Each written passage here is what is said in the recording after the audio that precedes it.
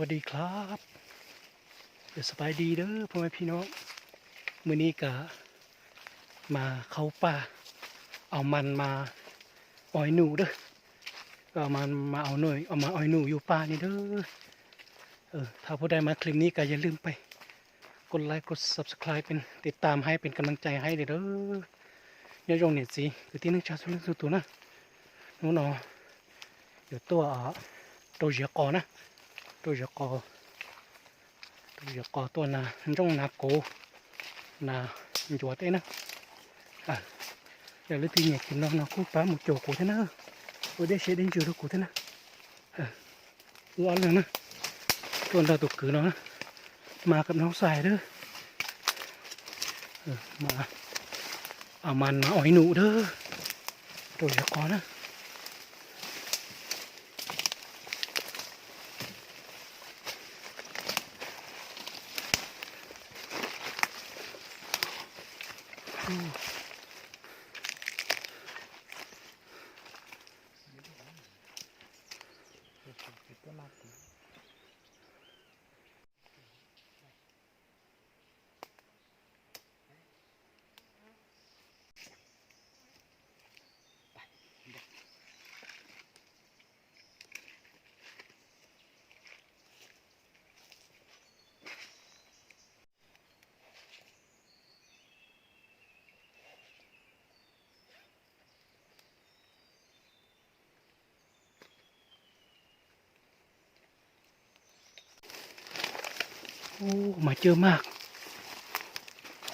mà chưa mạc ní đó chắc men mạc nha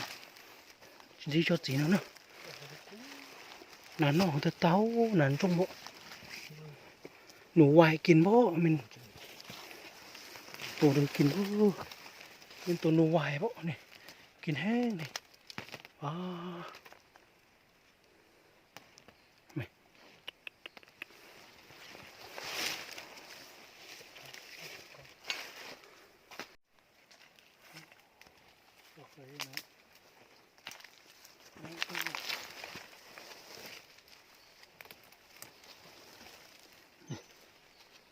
หนูว้าวหนูวายกินมาก็ลอกกินมาโอ้โหด้วยนี่หนานนอเลยเจ้าหนานจงนอหนานโยนนอเลยหนานจงนอจะโป้เลยเนาะจังนะนอแต่ตา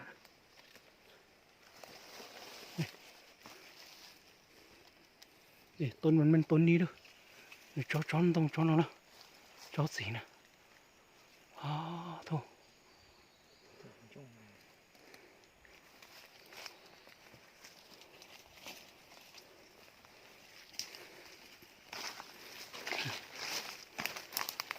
ตุกอะไรขนาดนี้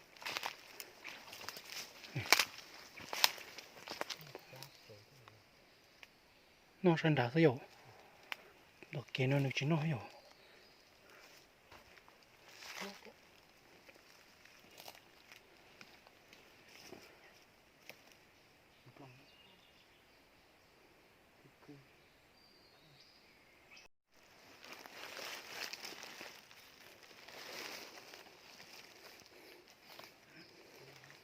น่าจะเป็นหนูไหวกินด้วย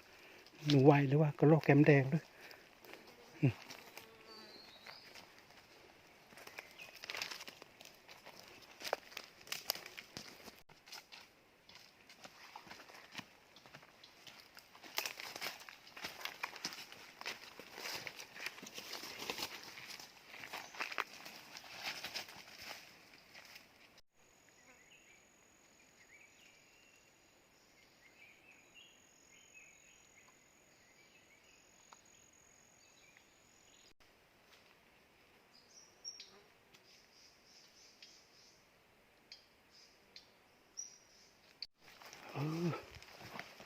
นี่แยกไปเลยเด้อ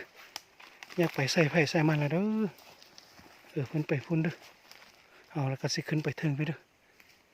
cho nó thì rồi sẽ phải nhà một trâu rèn nhẹ đi nè tụi cứไปตีhọ cùiไปnó nè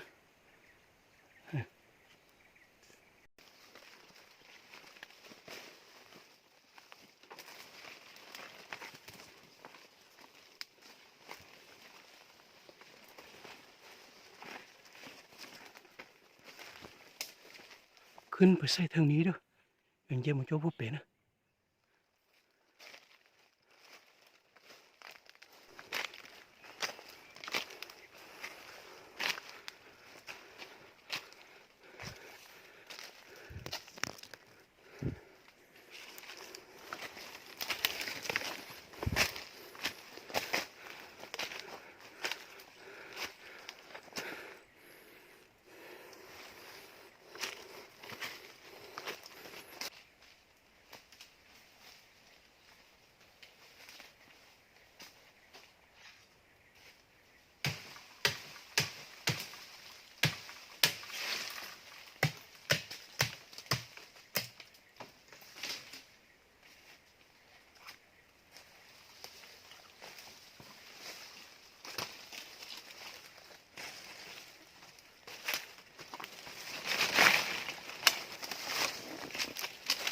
ไปใส่ลุ่มนี่ด้วยสิลงไปใส่ลุ่มนี่ด้วยเดี๋ยวจวนได้ลงไปช่องแล้วนะลงไปใส่ลุ่มนี่ด้วย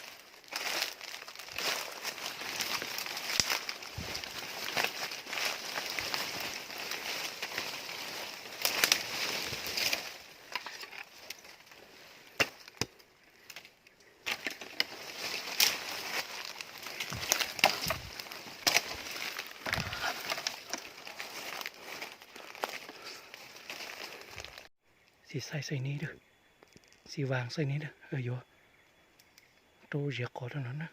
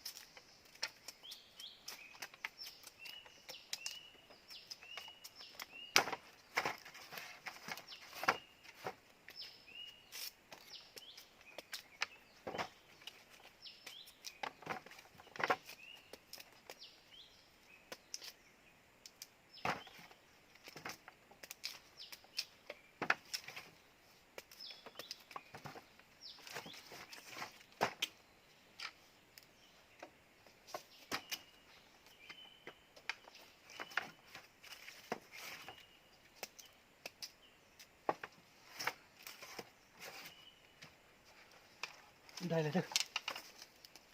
ไปใส่บนไม้เด้อในบนหนึ่งเลยแหละไปใส่บนไม้อีกไล่หน่อนะลูกเจี๊ยบลูกเชียนะ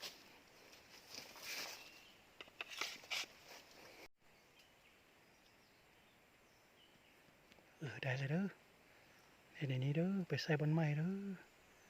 ไอ้หน่อยไปลูกเจี๊ยบลูกเชียนะไปโตลูกเชียนะ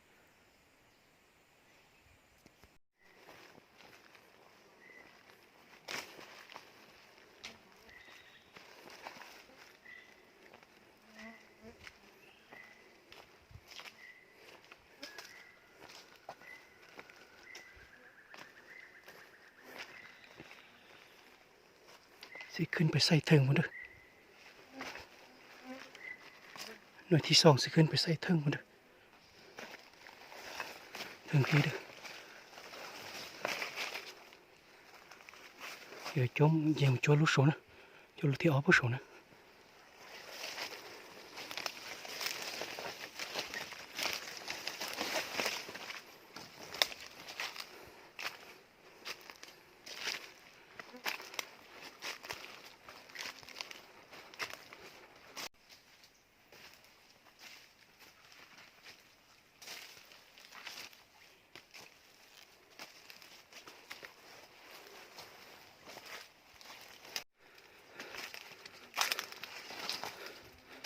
ใส่บนหนึ่งนี้เด้อสิมาใส่บนหนึ่งใส่นี้เด้อจอยลูกตัวนั้นนะโดยลูกตัวนั้นนะโดยลูกเหยียดตัวนั้นนะโอ้ปลาไม้แห่เด้อนี่ช่องมาซื้อจากนั้นนะสอกคือ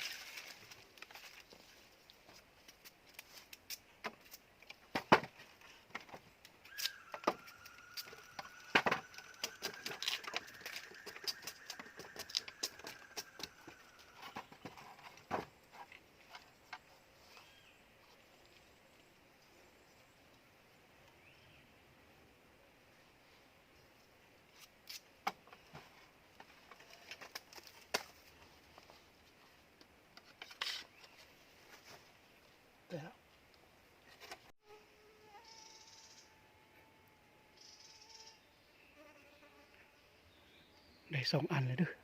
ใส่ได้2 บอนนี่เลยเด้อตัวเอาลูกนะอย่างอีกเดี๋ยวนี้เด้อมันนะไปใส่บอนนึงแล้วก็แล้วเด้อได้3 บอนเด้อใส่ได้3 บอนเด้อเดี๋ยวนี้ได้ไปสิลงไปใส่อยู่พูนอีกเด้อสิลงไปพูนอีกเด้อลงไปพูนอีกเด้อลงตามห้อยขึ้นไปซอกไปใส่พูนอีกเด้ออย่างไรมันได้คือ5อย่างนี้มันโจทย์หรือคอยนะ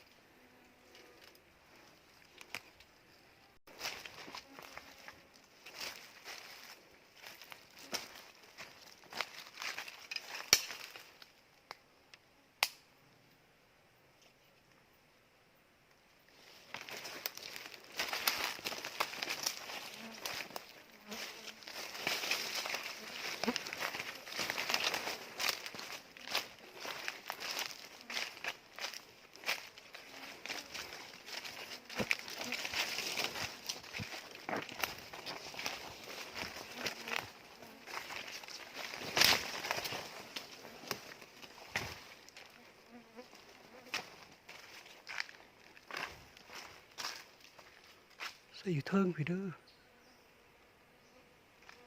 สีย่างรอไปใส่อยู่ลุมอีกเด้อใส่ไปฮอดลุมมันบนไดเป็นตาใส่แล้วก็ใส่เด้อยังกี่มุนดานะกี่มุนดาขอตื้อ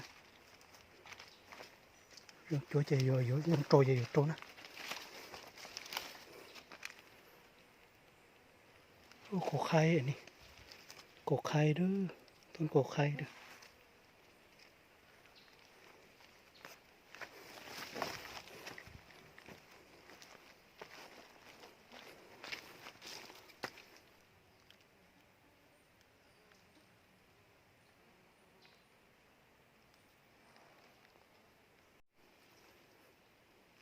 สิไปใส่อยู่เทิงนี้เด้ออีกนึงสิไปใส่อยู่เทิงนี้เด้อช่วยลูกผู้เป็นนะ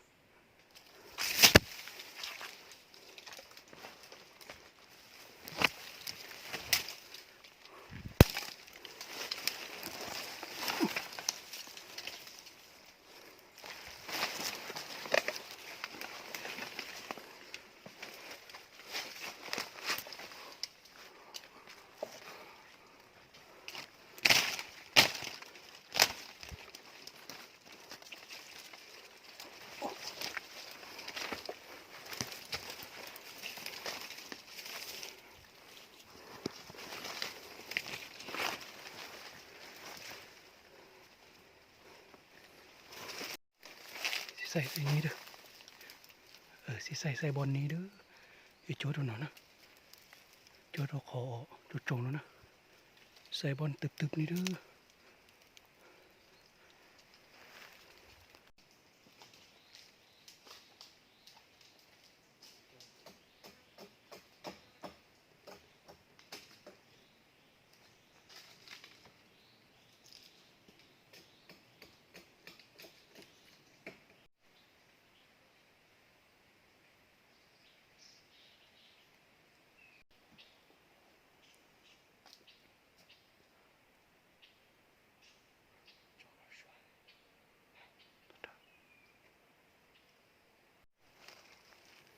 ได้แล้วเด้อ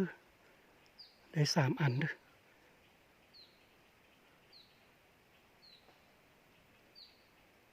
ไปลู่นะ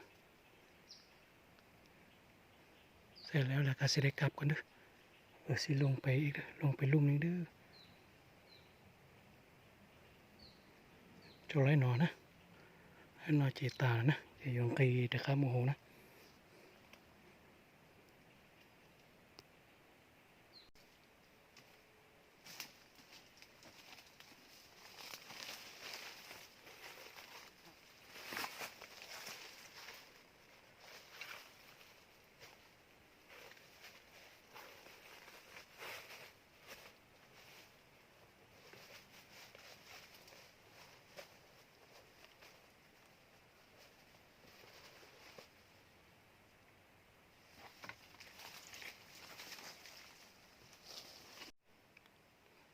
ใส่อยู่เทิงพี่เด้อ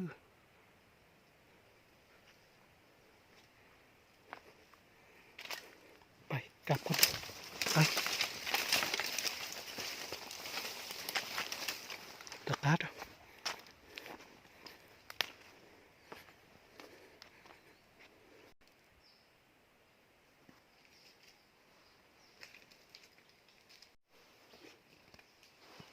อ้อันนี้มันขี้ตัวหอนเด้อนี่ขี้ตัวหอนเด้อนี่ความลงน่าจะนั้นแล้วขี้ตัวหอนเด้อนี่มันมาขี้อยู่ในห้อยป่านี่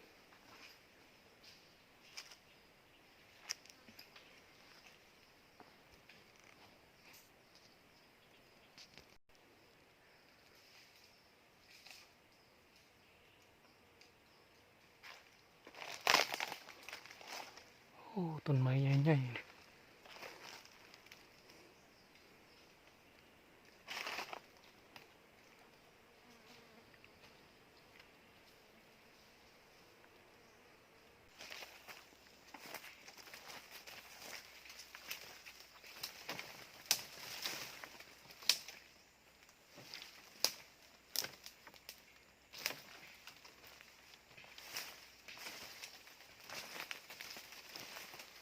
เป็นนกตัวหนึงเด้อพอมานอยู่มาใส่มันมาเอามันมาอ้อยนูกะอ้อยแล้วก็ได้นกตัวหนึงนี้เด้อน้องใส่มาก่อนแล้วก็สิไปเด้อไปหาน้องใส่แล้วก็สิได้เมื่อก่อนเด้อพอมานอยู่เด้อได้ตัวนุ่งแล้วนะได้ตัวนุ่งเนาะตัวอย่าก่อกู้ตัวได้ตัวนุ่งแล้วแท้ตัวคือหลอนได้ต่อจีไปต่อจีไปเจนะไปพบกันไหมเด้